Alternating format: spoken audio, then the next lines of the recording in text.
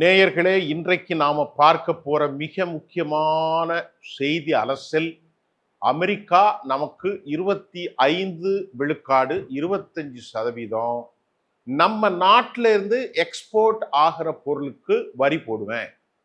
இது ஏற்கனவே நம்ம பேசிட்டோம்.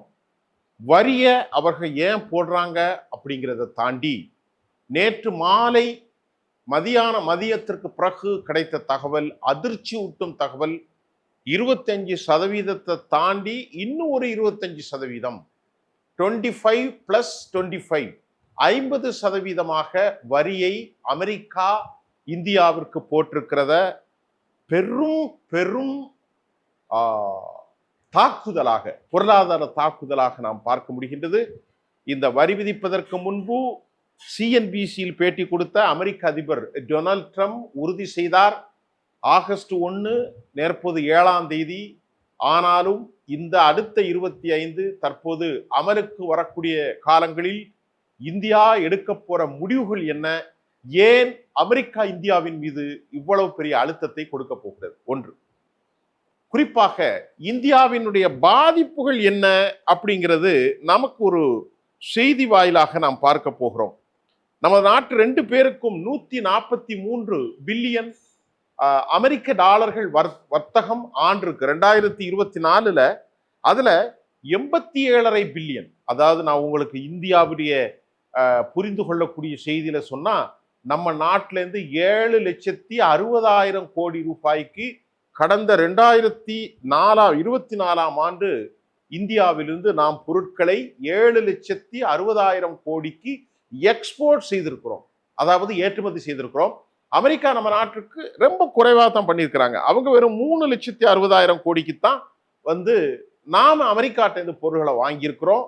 அமெரிக்காட்டிலிருந்து நாம வாங்கின பொருட்கள் சில முக்கியமாக தொழில்நுட்ப கருவிகள், சில அக்சசரிஸ், டெக்னாலஜிஸ், சில பேட்டரிகள், எப்படி சில உறுதிப்பாடு, அதாவது கம்ப்யூட்டர்ஸ் சம்பந்தமானது. அது அல்லாம ஒரு 33 பில்லியனுக்கு வேறு வித வர்த்தகங்களும் நமக்கு அவர்களுக்குள்ள சென்றிருக்கிறது. அது ஐடி செக்டார், ஐடி ப்ரொஃபஷனல், இதெல்லாம் ஒரு பக்கம் இருக்கிறது. இந்தியாவிலிருந்து இந்த 7,60,000 கோடி ரூபாய்க்கு என்னெல்லாம் சென்றிருக்கு அப்படின்னு பார்த்தா, முட்டை மிகப்பெரிய அளவுல பார்க்கிற போது ஜவுளி ஏற்றுமதி இந்தியாவில், ஆயத்த ஆடைகள், காட்டன் ஆடைகள், அது மட்டும் இல்லாமல் குஜராத்தில் இருந்து வைரம், தங்கம், பட்டை தீட்டப்பட்ட தங்கத்தினுடைய மதிப்பு 1,00,000 கோடி. அது மட்டும் இல்லாமல் பார்மசிட்டிகல்ஸ், அதாவது மருந்து, பார்மசிட்டிகல்ஸ், அதுல வலி மருந்துகள் ஏராளமான மிக குறைந்த விலையில் இந்திய சந்தையிலிருந்து நாம் அவர்களுக்கு அனுப்பி கொண்டிருக்கிறோம்.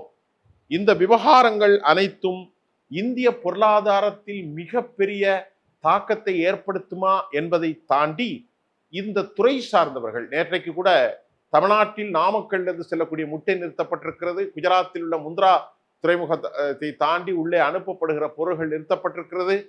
அதே சமயம் இந்த 7,60,000 கோடி ரூபாய்க்கு அமெரிக்காவோடு பேரம் பேசி காலத்தை, நேரத்தை வீணடிப்பதை விட மறுஉருவாக்க சந்தைகளை தேர்ந்தெடுக்கப்பட வேண்டும். இந்திய எக்கனாமிஸ்டுடைய கருத்துக்களின் அடிப்படையில் இந்தியா இழந்த 7,60,000 மற்ற நாடுகளுக்கு சப்ளை செய்யும் அதிக முக்கியமான வேலைகளை செய்ய வேண்டும் என்றும் உலக பொருளாதார வல்லுநர்கள் தங்களுடைய கருத்தை ஆழமாக வைத்திருக்கிறார்கள். தோழர்களே, இப்ப நாம விவகாரத்துக்கு வருவோம். அமெரிக்கா ஏன் இந்தியாவுக்கு இவ்வளவு அழுத்தம் கொடுக்க வேண்டும்? சீனாவில் 140% போட்டதை குறைத்திருந்தார்கள். 32% இந்தோனேஷியாவினுடைய வரியை 19 ஆக்கியிருந்தார்கள். ஜப்பானுக்கு 24% போட்டதை 15% குறைத்தார்கள். கம்போடியாவை 0 ஆக்கி போட்டாங்க. அது மட்டும் இல்லாம வியட்நாமுக்கு குறைத்தார்கள். இந்தியாவை மட்டும் அவர்கள் இவ்வளவு பெரிய கார்னர், பெரும் எதிரியை விட மோசமாக நடத்துவதின் நோக்கம் என்ன என்ற செய்தியினுடைய உள் அரசியலை நாம் உங்களுக்கு தர காத்திருக்கிறோம். இந்தியா ஒரு மிகப்பெரிய வளர்ந்து வருகிற நாடு. 40 கோடி மக்கள், ஒட்டுமொத்தமாக 150, 40 50 கோடி, 1.4 பில்லியன் மக்கள் வாழுகிற இந்தியாவிலே கிட்டத்தட்ட 40 கோடி மக்கள், அதாவது சமநிலை பொருளாதாரத்தில் மத்தியதர நடுத்தர மக்கள் வாங்கும் திறமை இந்திய மக்களிடத்திலே இருக்கிறது. இப்ப இந்த 40 கோடி மக்கள் என்றால் எவ்வளவு பெரிய சந்தை. நீங்க உதாரணத்துக்கு பாருங்க, யூரோப் யூனியன்ல 50 லட்சம் ஒரு நாட்டுடைய ஜனத்தொகை, ஒரு கோடி ஜனத்தொகை. ஆக 40 நாடுகள், 35 நாடுகள், 50 நாடுகள். இப்ப சிங்கப்பூர் மாதிரி நாடுகள்லாம், குட்டி குட்டி நாடுகள் எல்லாம் அவர்கள் சந்தைப்படுத்துவதோட வாங்கும் திறமை அதிகமாக இருக்கும் சிறப்பு மிக்க நாடுதான் இந்தியா என்பதை நான் உங்களுக்கு சொல்லிக்கொள்ள கடமைப்பட்டிருக்கிறேன். இப்ப என்ன சொல்றாங்கன்னா, இந்தியா ரொம்ப தெளிவாக சொல்லி இருக்கிறாங்க. இந்தியாவினுடைய வெளிவிவகாரத்துறை அமைச்சரும் இந்தியாவுடைய பெட்ரோல் துறை அமைச்சர் ஹர்தீப் பூரியும் ரஷ்யாவை தாண்டி நாங்க பல நாடுகள்ல பொருளாதார சமநிலை அடிப்படையில பர்ச்சேஸ் செய்யறோம். அது எங்களுடைய உரிமை. நாங்க 10 ரூபாய் எங்க குறைய இருக்குதோ அங்க வாங்குவோம். இது பொருளாதார சமநிலையை மேம்படுத்தும். இதுக்கு அமெரிக்கா எங்களை இவ்வளவு வளர்த்த வேண்டிய தேவையில்லை என்பதை இந்தியாவினுடைய பெட்ரோலியம் துறை அமைச்சர் ஹர்தீப் பூரி அவர்களுடைய கருத்தையும் பார்க்கிறோம். அதே மாதிரி மேக்ரோ ரூபியோ என்ன சொன்னார் அப்படின்னு பார்த்தா, அமெரிக்காவினுடைய வெளிவிவகாரத்துறை அமைச்சர் எக்ஸ்டர்னல் செக்ரட்டரி 100% இந்தியாவினுடைய செயல்பாட்டை நாங்கள் ஏற்றுக்கொள்ள முடியாது. ஏன் ஏற்றுக்கொள்ள முடியாது? இந்தியா அமெரிக்காவுக்கு எதிராக சதி செய்தார்களா? இல்லை. என்ன காரணம் என்றால், ரஷ்யாவிலே நீங்கள் வாங்கக்கூடாது. அவர்கள் வைக்கக்கூடிய அந்த தடை இதுதான். 8 கோடி இப்பொழுது இது ஒரு முதல்ல விஷயம். ரஷ்யாவில் நீங்க வாங்கக்கூடாது, ரஷ்ய பொருட்களை பயன்படுத்தக்கூடாது என்பதற்கு பாயிண்ட் நம்பர் 1.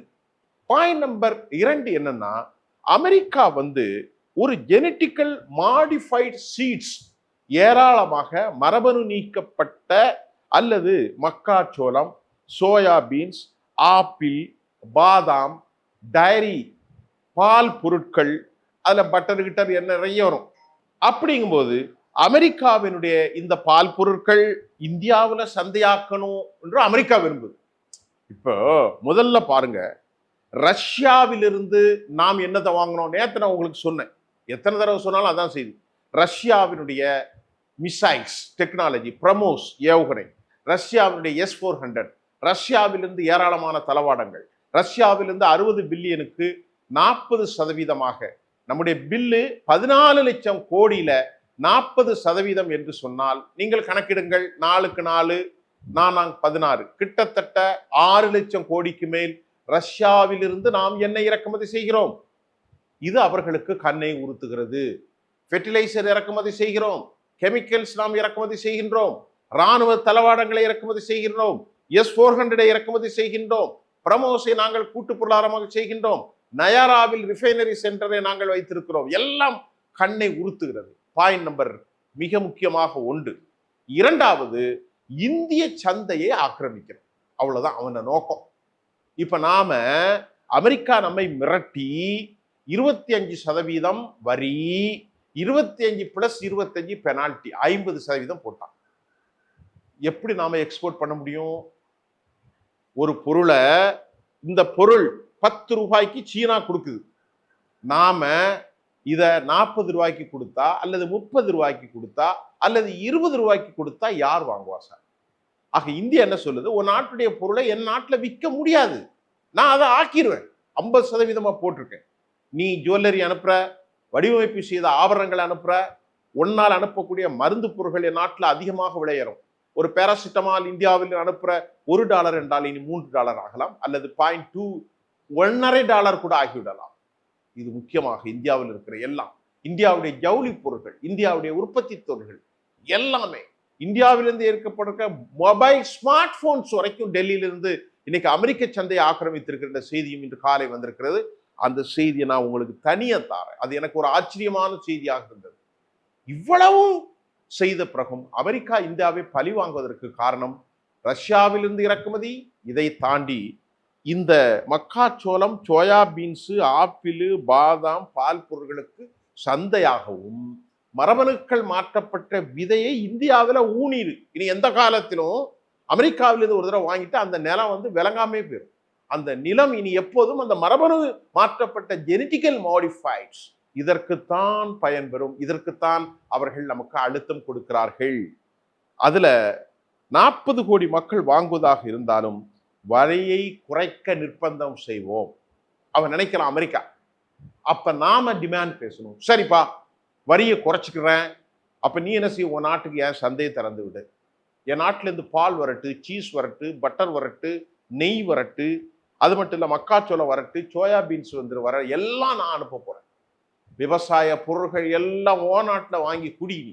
இந்தியாவில் மண்ணை அள்ளித்தான் சாப்பிடுவான் என் விவசாயிகள் என்ற அடுத்த செய்தியில பார்த்தா, அமெரிக்காவினுடைய பொருள் சந்தையை திறந்து விட்டால் 60% இந்திய மக்கள் விவசாயிகள் நாசமாக போய்விடுவார்கள். எப்படி இந்தியா அனுமதிக்க முடியும்? அமெரிக்க சந்தைக்கு நாம் இந்திய விவசாயிகள், ஒரு பால் வச்சிருப்பான், ஒரு கணவன் இல்லாத விதவை, ஒரு நாளைக்கு 2 லிட்டர் பால் 1 லிட்டர் பால் கிடைக்கும். அவ பக்கத்துல ஒரு சின்ன முருங்கைக்காய் மரத்தை வச்சு அந்த பாலை வித்து, அந்த முட்டையை வித்து, அதுல இருக்கிற வருமானத்தை சாப்பிடக்கூடிய ஏழ்மை நிலை பொருளாளம், ஒரு செல்ஃப் ரிலையன்ட், ஒரு சுயாதீன பொருளாளம், ஒரு சுதேசி பொருளாளம், இவையெல்லாம் அழிப்பதற்கு அமெரிக்கா இந்தியாவை மிரட்டும் ஆயுதம்தான் 60% மக்களின் வாழ்வாதாரத்தை நசுக்கும் ஆயுதம் தான் இது. தோழர்களே, அமெரிக்காவுக்கு இந்தியா ஒருபோதும் அடிபணியக்கூடாது என்று நம்முடைய நாட்டினுடைய அனைவரும் கொதித்தெழுந்திருக்கக்கூடிய ஒரு சூழலை நாம் பார்க்கின்றோம். 8 கோடி பால் விவசாயிகள் இந்தியாவிலே கையேந்தக்கூடிய சூழ்நிலை உருவாயிடும். நல்லா கவனிங்க, 8 கோடி பால் விவசாயிகள் இந்தியாவில் கையேந்துவார்கள். வேறு தொழில் இருக்காது. கிராமத்திலிருந்து மறு உருவாக்கம் செய்ய வேண்டும் அமெரிக்காவுடைய திட்டத்தை ஏற்றுக்கொண்டால். இரண்டாவது, 70 கோடி கிராமப்புற விவசாயிகளுடைய குடும்பம், விவசாயிகள் குடும்பம் பாதிக்கப்படும். 140 கோடியில 50% வாழ்வாதாரம் இழந்த மக்கள், 70 கோடி குடும்பங்கள் எவ்வளவு பெரும் கஷ்டத்துல. 70 கோடி குடும்பங்கள் என்று சொன்னால் ஒட்டுமொத்த இந்திய தேசம் பாதிக்கப்படும். எல்லாரும் விவசாயத்தான், எல்லாரும் விவசாயம் தான் இந்தியாவில். ஒருவனாவது வீட்டுல பால் வளர்ப்பான், ஒருவனாவது 2 கோழி வளர்ப்பான், ஒருவனாவது பற்று வச்சிருப்பான், ஒருவனாவது எல்லாவற்றையும். இந்த ஜெனட்டிக்கலி மாடிஃபைடு விவசாயம் தாவரம், இதுக்கெல்லாம் அமெரிக்காவுக்கு நாங்கள் அனுமதிக்க மாட்டோம். இதனால் மத்திய அரசு ஒப்புக்கொள்ள மறுக்கிறது. அறிவான ஒரு புத்திசாலித்தனமானவன் எவனுமே ஏற்றுக்கொள்ள மாட்டான். தோழர்களே, அமெரிக்காவுடைய காரணத்தை பாருங்கள். அது மட்டுமல்ல, தற்போது கிடைத்திருக்கக்கூடிய மிக முக்கியமான தலைவன் இந்தியா உலகத்தில் பெரிய சர்வதேச பொருளாதாரத்தில் 4 டிரில்லியனை எட்டியிருக்கிறது. 400 லட்சம் கோடி ஜிடிபி. பிரான்ஸை கீழே தள்ளி இருக்கோம். நம்ம இன்னும் அடுத்தடுத்து வரப்போகிறோம். 3வது பொருளாதாரமாக வரப்போறோம். இதுல அரசியல் பேச மாட்டேன். இது மோடி இருந்தாலும் வருவாங்க, ராகுல் காந்தி இருந்தாலும் வந்தாங்க, யார் இருந்தாலும் வருவாங்க. இது அரசியல் தேவையில்லை. இது அரசியலுக்கு அப்பாற்பட்ட செய்தி. இந்தியனாக நாம் பேசக்கூடிய செய்தி. இந்தியாவில் அவனுடைய ஆயுதங்களை வாங்க சொல்லி ஒரே ஒரு செய்தி, F-35 ஒரு ஆயுத பிளைட்டை வாங்க சொல்றான். இப்ப இஸ்ரேல் குண்டு போடுவதற்கு, காசாவை அழிப்பதற்கு F-35 தான். இன்னைக்கு துருக்கிட்ட மட்டும் சவுதி அரேபியா கேட்டிருக்கிறான். இப்போ அவனை சுத்தி இருக்கக்கூடிய அடிமை தேசங்கள் அனைத்தும் F-35 அவன்கிட்ட தான் வாங்கணும். அரபு நாடுகள் ஒரு அடிமை தேசங்கள், சவுதி அரேபியா ஒரு அடிமை தேசம், அதே போன்று யுனைடெட் அரபு எமிரேட்ஸ், கத்தர், ஜொர்டான், எகிப்து, பஹ்ரைன், மஸ்கத்து, குவைத் எல்லாமே அடிமை தேசங்கள். எல்லாமே அமெரிக்காவுடைய அடிமை தேசங்கள். அவன்கிட்ட ஆய்வு இல்லை, அவன்கிட்ட பணம் மட்டும்தான் இருக்கு. ஆனா நம்முடைய நாடு அறிவு தேசம். F-35க்கு பதிலாக நாம் MK2 உருவாக்கி இருக்கிறோம். நாம சொல்றோம் எங்கள்கிட்ட F-35 தேவையில்லப்பா. அவன் F-35க்காக காத்திருக்கிறான். யாரு? சவுதி அரேபியாவும் அரபு நாடுகளும். இந்தியா சொல்லுகிறது மேக்-2 எங்கள்கிட்ட இருக்கு. இந்த மேக்-2 5வது 6வது தலைமுறை விமானத்தை நாங்கள் கண்டுபிடிக்க போகிறோம். இது ஸ்டெல்த் விமானம். அதாவது ஸ்டெல்த் என்ற ஆங்கிலத்தை என்ன சொல்றோம்னா, ரேடார் கருவிகள்ல பதிவு செய்யப்பட முடியாத, அதை விட பல சக்தி வாய்ந்த விவகாரத்தை நாங்கள் அப்கிரேட் பண்ண போறோம். மட்டுமல்ல, கண்டுபிடித்து வேலையில் ஈடுபட்டிருக்கிறோம். F-35 4300 பவுண்ட் இன்ஜின் தான். ஆனால் மேக்-2 GU-F414 அதை விட வலிமையான கடினமான இன்ஜினை நாங்கள் பயன்படுத்தி இருக்கிறோம். ரேடார் சிஸ்டத்தை மிகச்சிறப்பாக துல்லியமாக பயன்படுத்த போகிறோம். உன்னுடைய F-35 விட ஸ்பீடு அதிகமாக இருக்கிறது. எங்களுடைய கண்டுபிடிப்பான MK2 capacity, engine capacity super பவரா இருக்க போது. அது மட்டும் இல்லாம இன்ஃப்ராரெட் ட்ராக் சிஸ்டம், எதிர்முனைகளில் இருந்து வரக்கூடியவைகளை கண்காணிக்கக்கூடிய ஆற்றல் எங்களுடைய MK2க்கு வரப்போகிறது. ஸ்மார்ட் காக்பிட், அதாவது விமான குண்டுவீச்சில் அமர்கிற பைலட் அமைகிற அந்த காக்பிட் சிஸ்டம் இருக்கிறது, இவ்வளவு இன்னும் நிறைய இருக்கு, நான் குறைச்சிட்டேன், ஏராளமா இருக்கு, நாம வாங்க மாட்டோம் அப்படின்னு நாம சொல்லிட்டோம். இதுதான் அமெரிக்காவுக்கு கடுப்பு. ஏன்னா அமெரிக்காவுடைய என்ன நேரத்துனா, இந்த F-35க்கு அடுத்து F-47 ஒண்ணு கண்டுபிடிச்சிட்டான். அதாவது இந்த சூப்பர் பவர் அப்கிரேட் ஆயிட்டான், வேற ஒரு புதிய அப்கிரேடட். அதை கண்டுபிடிச்ச உடனே அதை வந்து இப்போ இஸ்ரேல் கையில கொடுக்குறான். அவனுடைய மனசாட்சி, அவனுடைய ஒரு தாதா தான் வந்து இஸ்ரேல், அவனுக்கு கொடுத்துட்டு இப்போ பயன்படுத்துவதற்கு அடுத்த லெவல்ல இருக்கக்கூடிய F-35 எல்லாத்துக்கும் கொடுத்து விலையை ஏத்துறான். 100 மில்லியன் சொல்றான், நாம 60 மில்லியனுக்கு வாங்கிட்டு இருக்கோம். நமக்கு ரஷ்யால இருந்து விமானங்கள் வருது, எல்லாமே வருது. ஆக நம்மை கண்டுபிடிப்புகளை முழுமையாக அழிப்பது. என் நாட்டில் வாங்கிட்டா அவன் கண்டுபிடிப்பு வந்து நம்ம வந்து அடுத்த R&Dக்கு போக மாட்டோம்னு அமெரிக்கா நம்புது. செவ்வாய் கிரகத்திலிருந்து உழைப்பு இருக்கிறது, இவன் நாட்டில் அறிவு இருக்கிறது, இவன் நாட்டில் தேஜாஸ் வச்சிருக்கிறான், S-400 வச்சிருக்கிறான், இவன் நாட்டுடைய ஆய்வுகள் சிறப்பாக இருக்கிறது, மருந்து பொருள்கள் இருக்கிறது, ஜவுளி பொருள்கள் இருக்கிறது, உற்பத்தி தொழில் இருக்கிறது, உலகிலே பெரிய மார்க்கெட் இருக்கிறது. இவனை காலி செய்ய வேண்டும் என்றால் ஒண்ணுக்கு உதவாத F-35 கொடுத்துட்டு நாம அதோட விட F-47 நாம வைத்துக் கொள்ளலாம். அப்ப F-35 வாங்கிட்டா இவன் வந்து மேக் 2 வந்து ஆய்வு செய்ய மாட்டான், இவன் சொந்தமா விற்க மாட்டான். 52,000 கோடி ரூபாய்க்கு சர்வதேச அளவில் நாங்கள் விமானங்களை, பொருட்களை விற்கக்கூடிய அளவிற்கு, ஏவுகணைகளை விற்கக்கூடிய அளவிற்கு ஒரு சிறப்பு மிக்க நாடாக எமது நாடு உருவாகி வருவதை அமெரிக்காவால் தாங்கிக் கொள்ள முடியவில்லை. அமெரிக்கா வருத்தப்படுகின்றது. உலகிலே இந்த 10 வருஷத்தில் 1000 கருத்து வேறுபாடுகள் இருந்தாலும் 21,000 கோடிக்கு எக்ஸ்போர்ட் ஆச்சு. தற்போது 50,000 கோடிக்கு மேல் இந்தியா, அசர்பைஜான் மற்றும் வியட்நாம், இந்தோனேஷியா, எல்லா நாட்டு, சவுதி அரேபியா, எல்லா UAE எல்லாம் எங்கள்கிட்ட வாங்குறதுக்கு காத்து நிற்கிறாங்க. அவனுக்கு பயம் அமெரிக்காவுக்கு. இதெல்லாம் நிறைய பேருக்கு தெரியாது சார், படிச்சா தானே தெரியும். ஆக இவ்வளவு அச்சமுட்ட நிலையில் இந்தியா அமெரிக்கா நம்மை அழுத்த பார்க்கிறது.